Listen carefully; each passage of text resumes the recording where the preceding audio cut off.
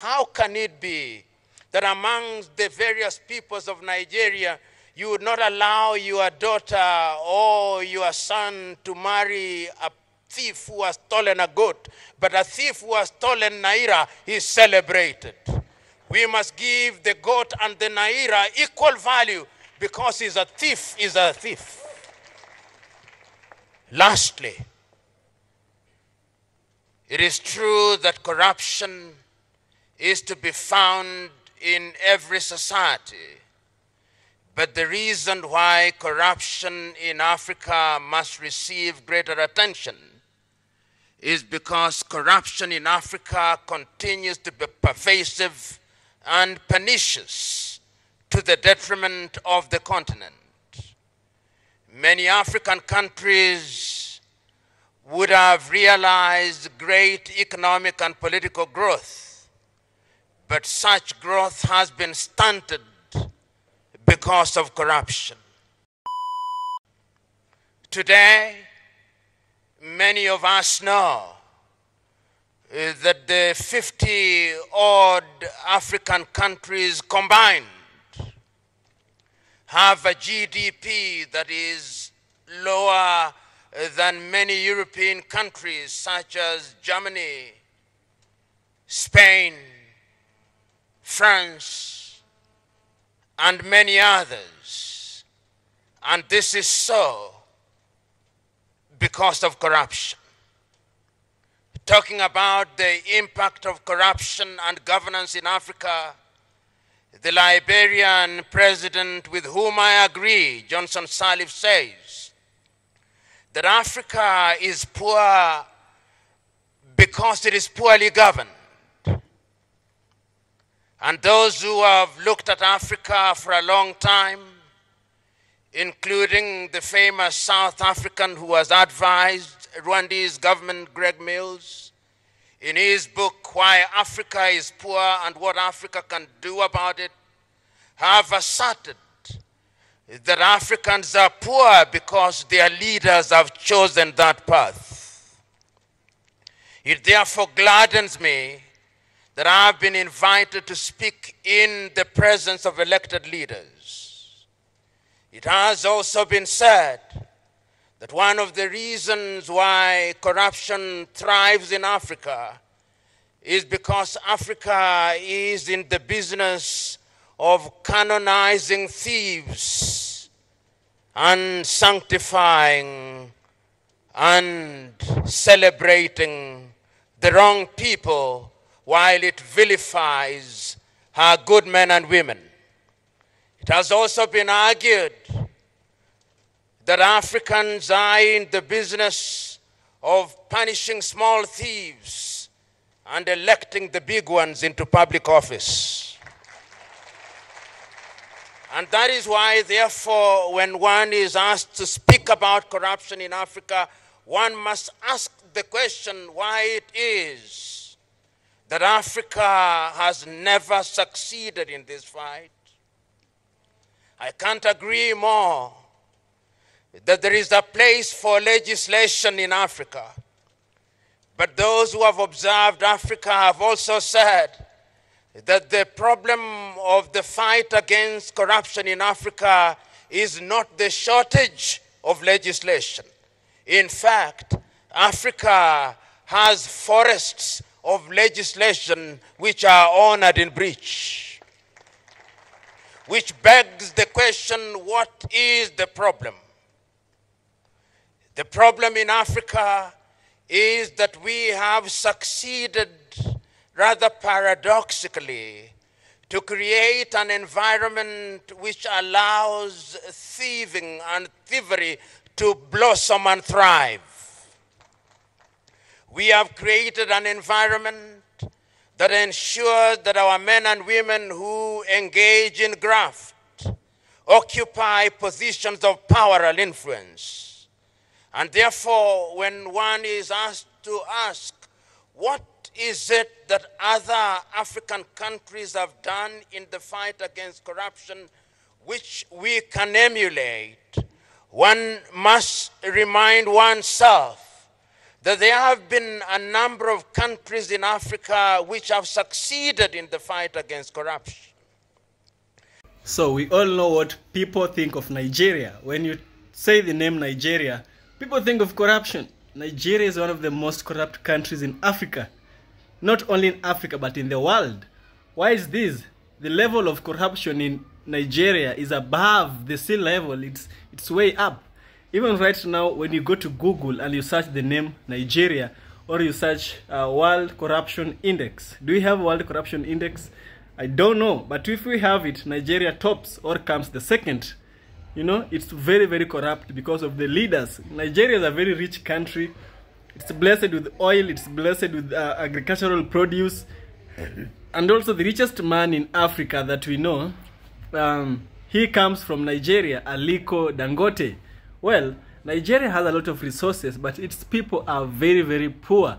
It's the country in Africa with highest population of 200 and above million. 200 million and above people living in that small country. Nigeria is like the size of Tanzania. Yeah, I think it's the size of Tanzania, but Tanzania seems a bit larger. However, it's just corrupt. It's just corrupt. The leaders there are the ones who are making Nigeria be a corrupt country. Okay, we are not gonna judge Nigeria by the level of corruption. As the professor said, corruption is found in every country in the world. Even in the USA we have corruption. So let's listen to what the professor told the Nigerians.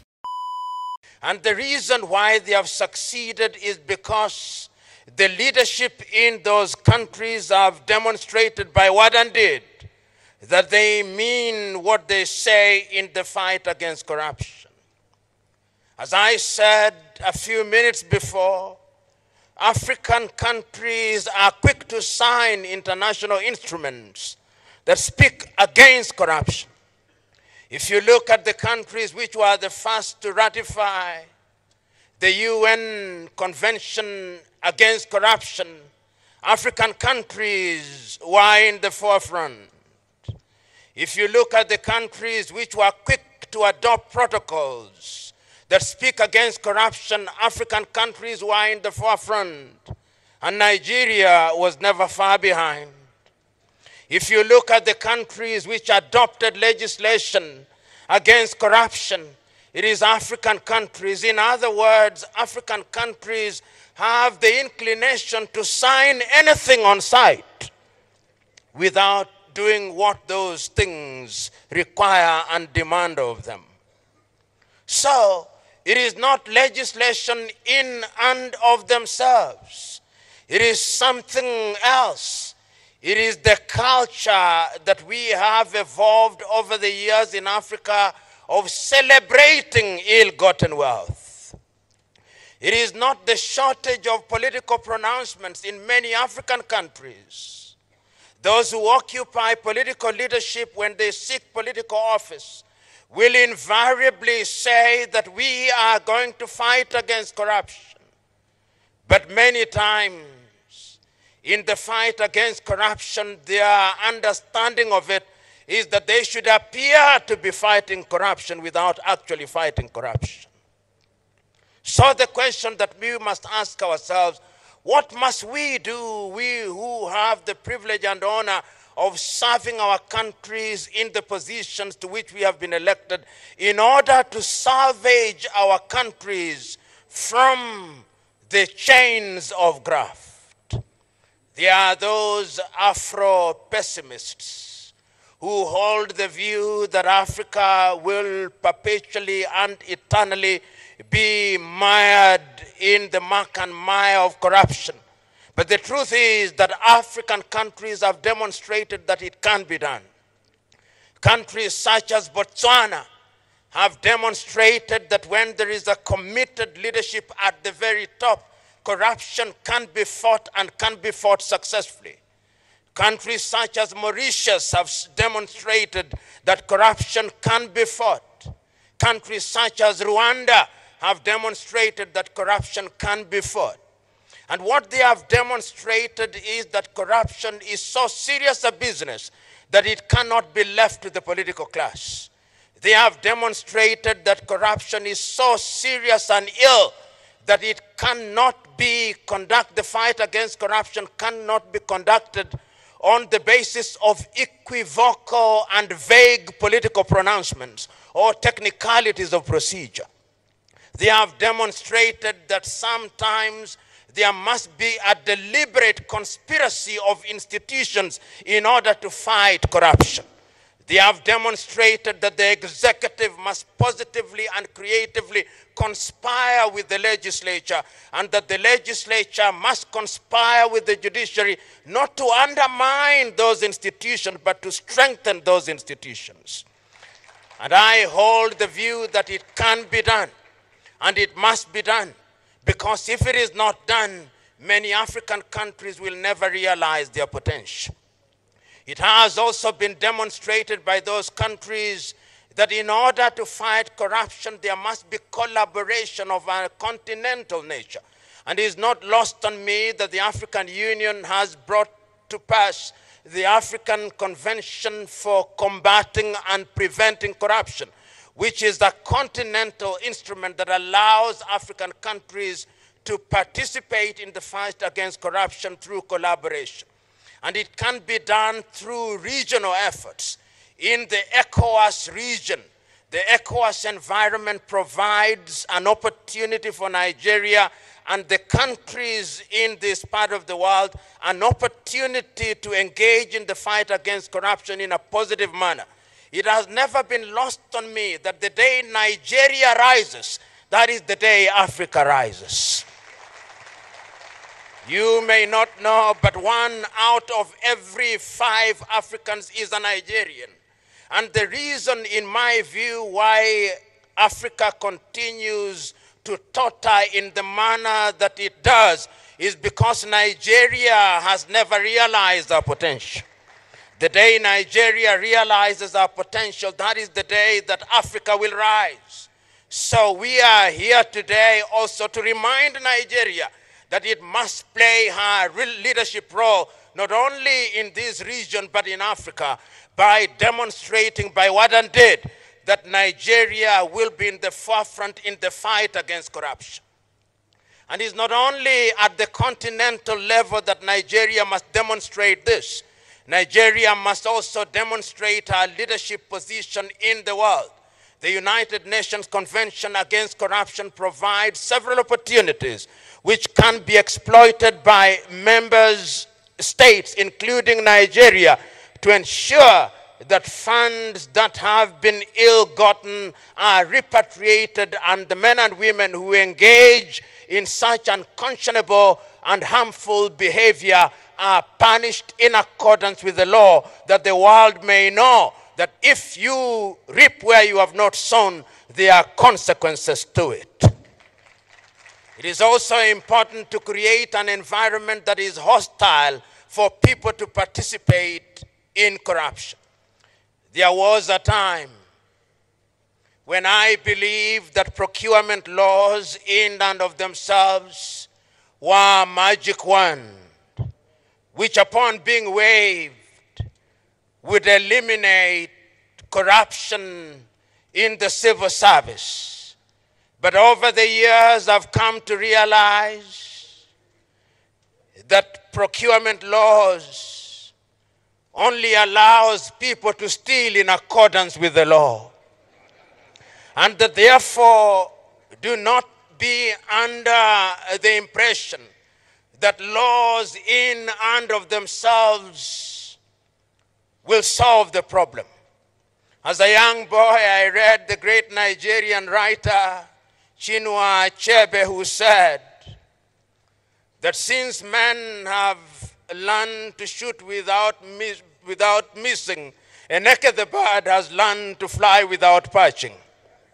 So we who are here must remember that when we are enacting laws regarding procurement, sometimes we do so in a manner that provides an opportunity for bureaucrats to steal in a manner that lends a veneer of legality to their illegal activities.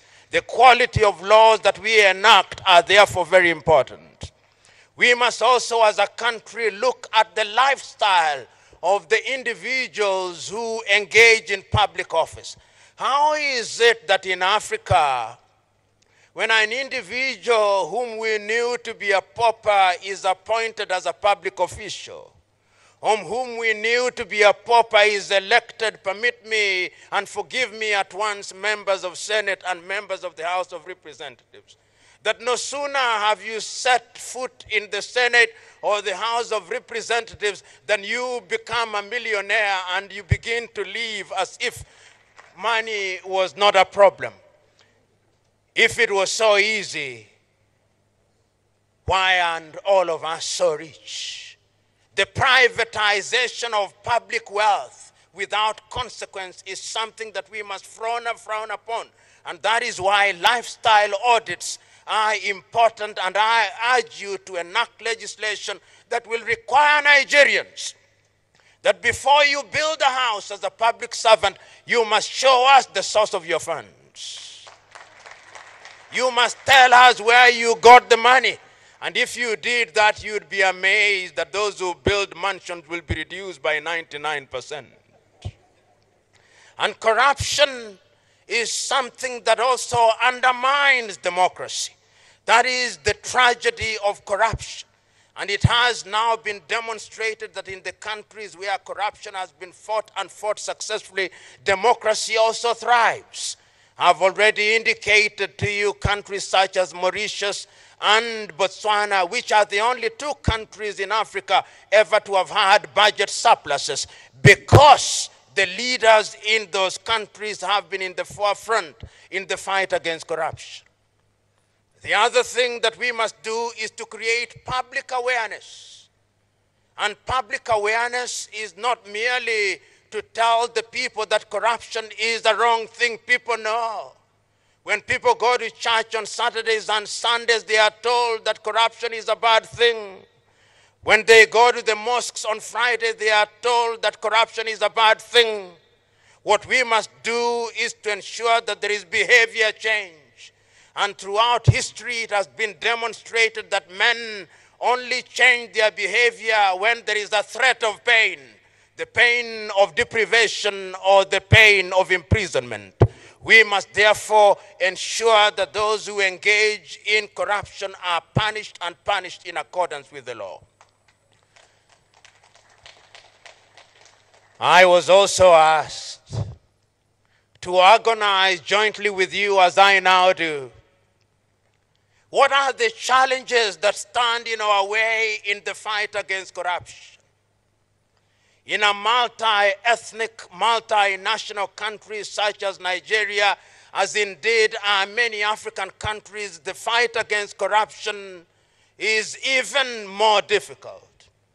A friend of mine, in an attempt to rationalize corruption, once said, "How is it that fish can swim in the ocean without water getting into its mouth?" And I said, "What do you mean?" He said, "When you work in the public service, how is it that you cannot take a little out of the public service?" And I told him, "You are not a fish, and if you are a fish, close your mouth when you are swimming." And he also told me, "How can you be tethered around a tree and you do not graze on the grass that is around there?" I said, "You are not a cow, and even if you are, remember that the grass does not belong to you." There is no shortage of attempts at rationalizing corruption in Africa, and there is no way in which we are going to fight corruption without changing people's behavior. My prescription is that we must realize that those who engage in corruption belong to a different cadre of people, and that they must never be owned. The culture in many African countries that if a thief is from your tribe, you say, "Yes, we know he's a thief, but he's our thief," must stop. This ownership of thieves, because they come from our ethnic groups, or they come from our social class, or they come from our religious circle, is one of the things that undermines the fight against corruption in many parts of Africa. We must therefore create an environment where those who engage in graft do not have places of refuge in their ethnic groups. We must not create an environment where when we punish people because they have engaged in graft, we then give them protection because they come from our tribes. It is a problem that is going to persist in a country such as Nigeria, but is only through the legislature, which comprises people from all parts of Nigeria, that we can ensure that these thieves are not given the oxygen to breathe so that they can suffocate through their iniquities. Ladies and gentlemen, the fight against corruption is one which one can talk about for a long time. But when one is speaking in the presence of the Vice President of the Federal Republic of Nigeria, one ought to measure one's words. One only ought to say the things that ought to be said. And therefore, as I draw to the conclusion of my presentation, there are a number of things that I think are critical in the fight against corruption in the manner that it has been demonstrated in different parts of the world. The first thing that we must do is that we must strengthen institutions. Institutions are at the very heart of the sustained fight against corruption. Your President, His Excellency Muhammadu Buhari, is on the right path. He has given us a clarion call. He is now recognized the world over as one of the chief fighters against corruption. But I can tell you that no matter how well-intentioned he is not going to succeed unless you support him as the legislators. He is not going to succeed unless the institutions are strengthened. And in any event, the maximum he can stay in office is 2 terms. And let me tell you one thing about those who engage in graft. They have the patience that is amazing. If they can sleep quietly for 8 years, only to emerge as greater monsters in the 9th year. And therefore, what we must do is to create institutions that defy time. Those institutions must be institutions that are recognized by the law. If it is the institution of parliament, it must stay strong. If it is the institution of the judiciary, it must be purged of the men and women who engage in graft. If it is the institution of the executive, it must be strengthened. If it is the EFCC, it must be strengthened. If it is the civil society, it must be strengthened. It is only institutions that defy time that will ensure that we succeed in the fight against corruption. The second thing that we must do is that we must have a raft of laws which ensure that those who want to do things that are detrimental to the society are punished, and punished swiftly in accordance with the law, and they are not allowed to be unleashed to the unsuspecting public. And I am happy to note that our representatives from Europe are here. For a long time, Africans who stole from Africa had safe havens in Europe. It is my joy that even Europe now is beginning to close the doors. Under the World Bank, we have mutual legal assistance if we can ensure that those avenues are closed so that they cannot keep their money away. What amazes me is that these individuals kept their ill-gotten wealth in numbered accounts. Not their wives, not their husbands knew, so that when they died, this money was enjoyed by other civilizations. We must now ensure that those who serve in the public service do not hold accounts outside of this country. If they love this country so much that they serve her, why is it that they do not have faith in having their money in this part of the world? These are things that can only be done if we have sound laws. The third thing is that we must look at our education system. What are we teaching in the 143 universities in Nigeria? What are we teaching in our high schools? Are we teaching our young men and women that you can be celebrated simply because you have acquired wealth without a source being given? We must interrogate our curriculum, and we must involve everybody, religious leaders, traditional leaders, Because how can it be that amongst the various peoples of Nigeria, you would not allow your daughter or your son to marry a thief who has stolen a goat, but a thief who has stolen naira is celebrated? We must give the goat and the naira equal value, because he's a thief is a thief. Lastly, I have no doubt in my mind that we must introduce hygiene in our politics. The day we introduce hygiene in our politics, so that our men and women who seek public office are men and women of integrity, so that our men and women who seek public office finance their campaigns in a clean manner, we will never succeed. I've always been amazed in many African countries that a person who, upon being elected, if he is a Nigerian, for 5 years will earn no more than 30 million naira, is prepared to spend 1 billion naira to go into public office. There must be something that they see that we, the electorate, do not see. And that thing is the ability and the opportunity to privatize public wealth. The day we introduce hygiene in our politics, the day we deal with the financing of our politics, that is the day that we will begin to sanitize our country, and that is the day that Nigeria will begin to be a great country. I look forward to the day, therefore, that corruption will be an exception rather than the rule. I look forward to the day, therefore, when the laws that we are enacting will be laws that will be observed. I look forward to the day, therefore, when we will have created an environment where we can prevent corruption. I look forward to the day, therefore, when national honors in Nigeria will be given to men and women who deserve it, not those who have bought them. I look forward to the day, therefore, when our young men and women in institutions of higher learning will have as their natural instinct the instinct to do good. I look forward to the day, therefore, when the EFCC may be abolished because there are no more corrupt Nigerians.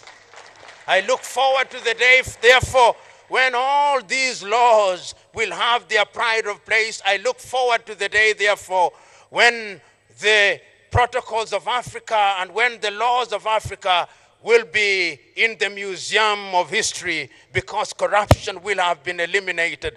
I look forward to the day when we will be able to say, like the man in the Bible, corruption, where is thy sting? Corruption, where is thy sting? God bless. So let's talk about this corruption in Nigeria and why it was really important for them to be told outright that corruption is a seed of evil, and why corruption is continuing to make the poorer people in Nigeria more poor. And also the problem is that when Nigeria grows more poor, also other African countries grow poor, because many countries in Africa depend on Nigeria. Remember, Nigeria is the giant of Africa. And so I have compiled some things here to tell you about some of the corruption deals that have happened in Nigeria, in South Africa, also here in my country, Kenya, you know. So the first one will be erosion of public trust. There was an erosion of public trust in Nigeria. It's no good, it's no news. This is the norm of the day in Nigeria. So first one is corruption erodes the foundation of public trust in governmental institutions. When citizens perceive corruption as rampant as that we have in Nigeria, it undermines their confidence in the government's ability to address their needs. Beneath the vibrant surface of Nigeria's economy lies a web of corruption that ensnares the nation and many other African countries. As I told you, the things that affect Nigeria will eventually affect other African countries. So this corruption is casting a shadow on their potential for progress. Now we are going to discuss some of the problems of corruption in Nigeria and how it can be handled and how it has affected Africans in Nigeria and outside Nigeria. Not only Nigeria, we are also going to have an example of big deals of corruption in other African countries, including South Africa, including Kenya also, my country, okay? Because my country is also one of the corrupt countries in Africa. Now let's look at the first one, which is fuel subsidy scandal in Nigeria. I told you Nigeria is producing oil. So in Nigeria, a country rich in oil resources, the fuel subsidy program became a breeding ground for corruption. In 2012, revelation exposed a massive scam where inflated subsidies were claimed for non-existent fuel imports. Billions of dollars meant for public services were siphoned off, leaving citizens without the benefits of a program ostensibly designed to seize economic burdens. Nigeria is rich in oil, but those people in power are not really adding up to the progress of the country. They're robbing the country. The country is appearing to be poor, while in the real sense, the country has the resources to make it very rich. So the second one, we have the arms deal scandal in South Africa. So South Africa faced the fallout of a notorious arms deal scandal in the late 90s and 2000s. Okay. High-ranking officials were implicated in accepting bribes and kickbacks in exchange for awarding lucrative arm contracts. The scandal not only drained public funds but also compromised the nation's security apparatus, demonstrating how corruption can have far-reaching consequences. The third one is healthcare corruption in Kenya. The healthcare sector in Kenya is not immune to corruption's insidious influence. In Kenya, mismanagement and embezzlement within the health ministry led to a shortage of essential medical supplies, Lives were put at risk as funds meant for medicine and equipment disappeared into the pockets of corrupt officials. Let's go to Ghana. In Ghana, we had educational bribery in Ghana. Ghana seems to want people to be danda. Ghana wants people to be danda so that they can't have time to think. Let's have a look at Ghana. So the education system in Ghana faced a crisis when reports emerged of teachers and school officials accepting bribes to admit unqualified students. This has not only undermined the integrity of the education system, but also perpetuated a cycle of academic inequality, hindering social mobility and reinforcing disparities. The fifth one in my list is corruption and land grabbing in Zimbabwe. Land, a critical resource for livelihoods, became a pawn in corruption in Zimbabwe. Influential individuals exploited their positions to seize land illegally, displacing communities and disrupting agricultural activities. The resulting instability further contributed to economic hardships in Zimbabwe. So, listen to this. These real-life examples underscore the tangible and far-reaching consequences of corruption in contemporary African societies. From the fuel subsidy scandal in Nigeria to the arms deal in South Africa and the healthcare corruption in Kenya, each instance serves as a stark reminder of how corruption cripples the nation of Africa. It is imperative that Africans unite in collective effort to break free from the clutches of corruption, fostering transparent governance and a brighter future for their citizens. Corruption, if Africans we want to grow, corruption should not have a room in Africa. Remember what happens when someone is corrupt in China? They're hanged. Yes, that's the consequence of being corrupt in China. You are hanged if you are found guilty. I think Africans, we should deploy the same policy where it does not have to be a death sentence, but it should be a critical offense with a critical punishment. A punishment that if somebody looks at it, will never want to repeat the same mistake. And that is what Africans can learn. Africans, we were colonized, the colonizers went away, and he left a copy of them here. Some black people are very corrupt, even than the colonizers. The colonizers were better because we knew these people are stealing from us, because they were colonizing us. These African leaders are hiding in disguise. They pretend in the times of election When they want election, they'll be so nice. They'll give you any amount. Not really any amount. They'll give you pennies. They'll give you pennies. And so you'll go and buy milk with that penny. When you come back tomorrow, the person will be already in seat. When you go and ask him for anything, they won't give you. They'll tell you, deal with your own life. Here in Kenya, we call it pambana na hali yako. They'll tell you pambana na hali yako. Deal with your own life in your own way.